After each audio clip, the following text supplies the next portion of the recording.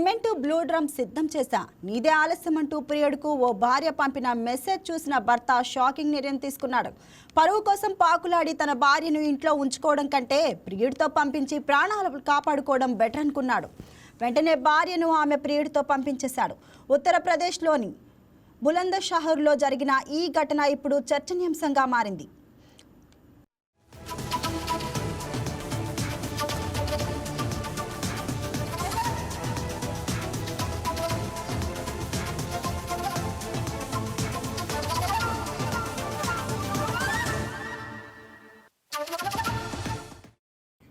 బులంద్షహర్లో నివాసం ఉంటున్న రాజ్ కుమార్ అనే వ్యక్తికి కొన్నేళ్ల క్రితం ఓ మహిళతో వివాహమైంది. వారికి 6 నెలల కొడుకున్నాడు. అయినప్పటికీ సదరు మహిళ తన ప్రియుడితో రిలేషన్లో ఉండటాన్ని ఇటీవల రాజ్ కుమార్ గుర్తించారు. తన ప్రియుడితో భార్య ఫోన్లో మాట్లాడుతూ ఉండటం గమనించి ఆమెను నిలదీశాడు. అప్పుడు భార్య తనకు ప్రియుడితో ఉండటమే ఇష్టమని అతనితో వెళ్లిపోతానని తెగచేసి చెప్పింది. ఈ క్రమంలోనే ఆగ్రహానికి లోనైన భర్త భార్య ఫోన్ లాక్కొని మొత్తం పరిశీలించారు. ఈ క్రమంలో ప్రియుడికి నగ్న ఫోటోలు పంపించినట్లు గుర్తించాడు. అంతేకాదు సిమెంట్ డ్రమ్ సిద్ధం చేశా నీదే ఆలస్యమంటూ ప్రియుడికి పెట్టిన మెసేజ్ కూడా చూసి హడలిపోయాడు. వెంటనే పోలీసులను ఆశ్రయించాడు.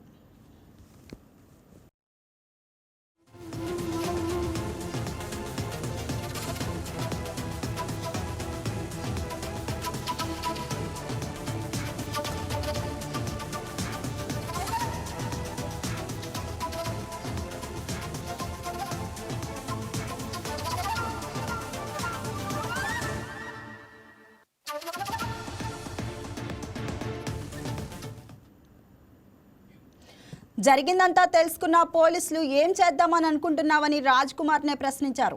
అప్పుడు బయటపడిపోయిన రాజ్ కుమార్ తనకు ఇంకొన్ని రోజులు బతకాలనుందని సమాధానమిచ్చాడు.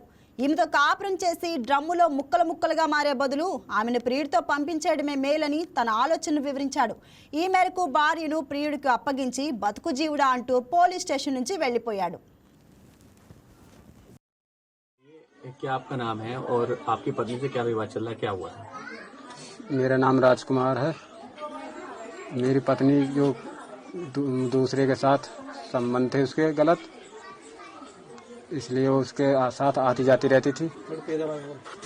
1 महीने से वो यहाँ पर पहले जुलाई में चली गई थी मेरे को छोड़कर, बच्चे को छोड़कर 6 महीना का बच्चा था।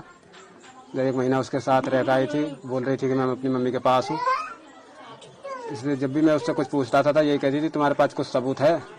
मैंने कि मेरे पास सबूत ना है। मैंने कि तो इस वजह से मैं चुप लगा देता।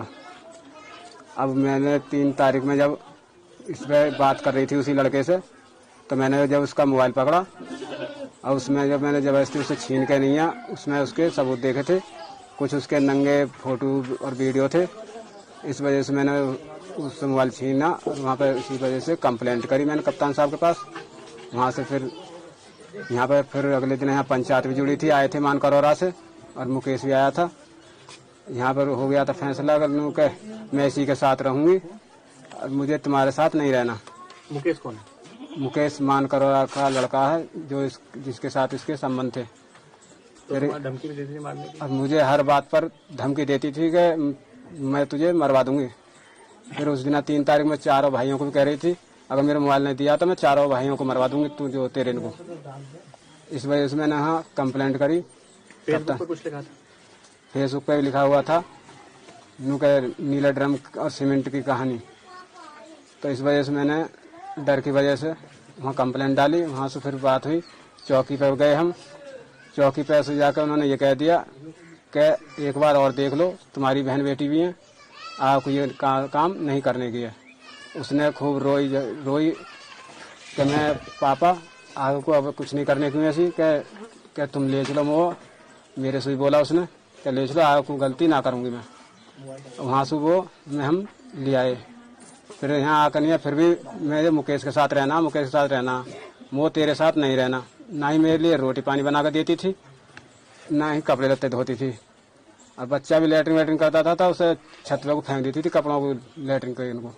तो आप अब पुलिस के पास गए तो क्या वो अपने आशिक के साथ गई? वहाँ से क्या हुआ? अब उसके पास गए थे तो महिला सेल में पहुंचे हम, तो उन्होंने वहाँ पूछी कि तू किसके साथ रहना चाहती है, तो उन्होंने उससे कह दिया मैं मुकेश के साथ रहना चाहती हूँ। तो तुमने क्या बोला फिर? मैंने बोला जब इसके साथ जा रही है तो इसे इसके साथ जाने दो, मैं अपने हाथ से इसे इसके साथ विदा करता हूँ। तो आपने लिखित रूप में भी दिया कुछ एप्लीकेशन? जी लिखित रूप में मैंने कुछ नहीं दिया एप्लीकेशन। फिर नहीं, जाने के लिए आपने लिखित में दिया? हाँ ये हमने कागज